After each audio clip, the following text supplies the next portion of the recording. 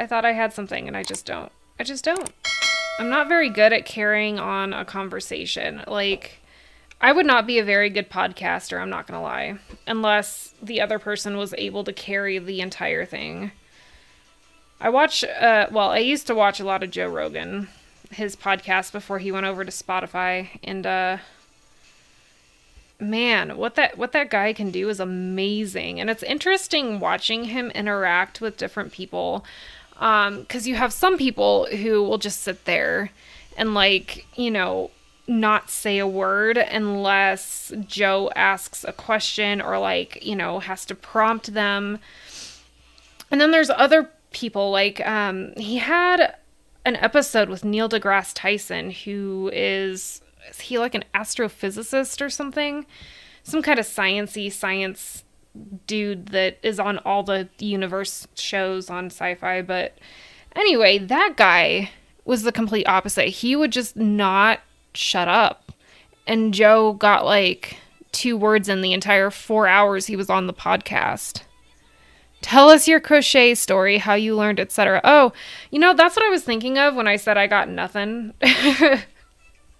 So, great minds think alike, Amanda. Instead, I started talking about Joe Rogan for some reason. Anyway, yeah, so crochet has always been a part of my life. I didn't learn until much later, but my grandma and my mom both knit and crochet, and so I grew up with both of them, when they weren't reading, they were knitting or crocheting, and my grandma would make outfits for my Barbies, and then as I got older, she would make me, blankets, or especially after I got married the first time, she made baby clothes.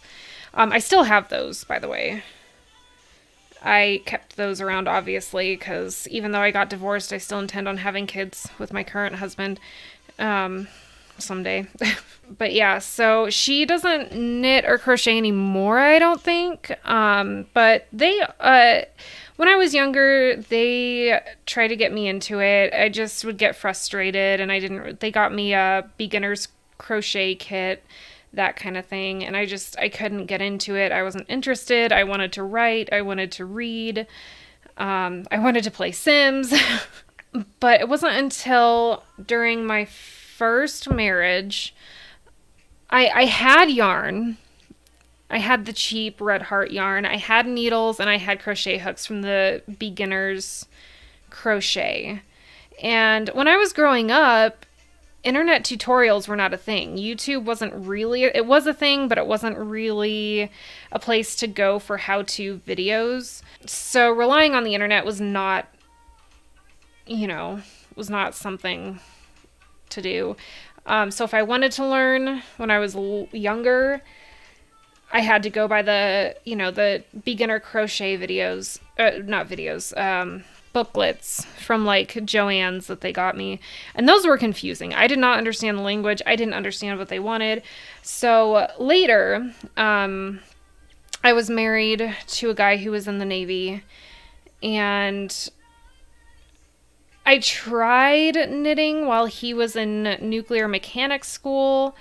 That was before he would actually go out on the submarines. But once we moved from South Carolina to Washington State, and he was gone for 4 months at a time, I had no contact with him half that time because they would be, under the radar. They couldn't send out emails.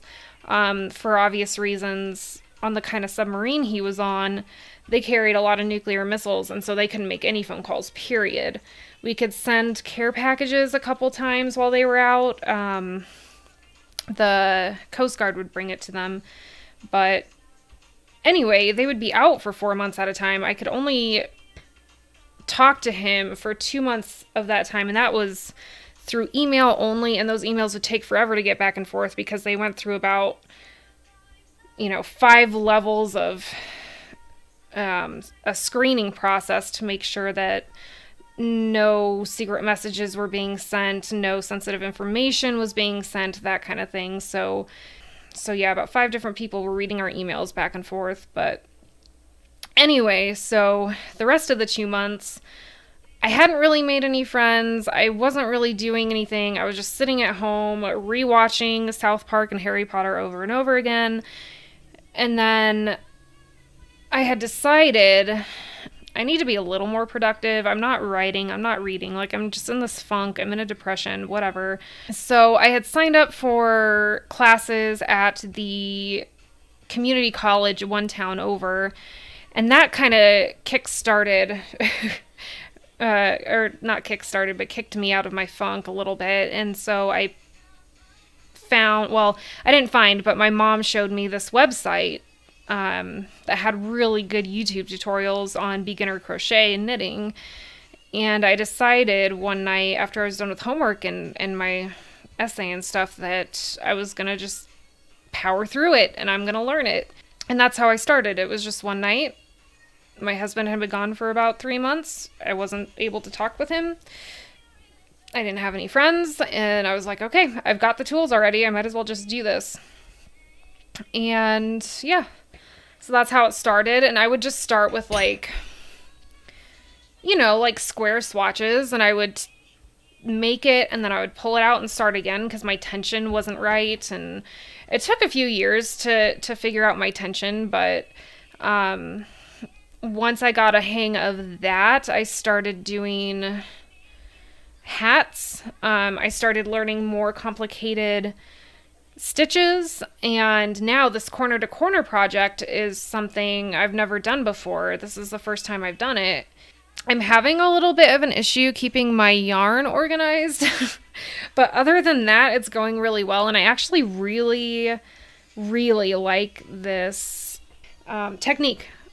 I really like the corner to corner technique. It feels, so normally for a blanket, you'd go like straight across, back and forth, back and forth, back and forth, kind of like a typewriter or at like one of those old school printers. But corner to corner, you go from one corner and you build up, build up, build up, and then you break down, break down, break down until you get to the other corner. And for some reason, doing it that way from corner to corner makes you feel like you're making more progress faster than as if you were going just back and forth, back and forth. And I like that because I've tried making blankets by going back and forth. And actually, for Christmas a couple years ago, I did make a few blankets that way, but it was really thick yarn and it was with a double crochet stitch. So the progress actually went fairly quickly. The chunky yarn was hard to work with, but it was thick. So, you know, it took up a lot of space. It wasn't hard to make a big blanket out of that. But yeah, every time I've started a baby blanket or anything else with just the straight across method, I've given up because it just doesn't feel like I'm doing anything, you know?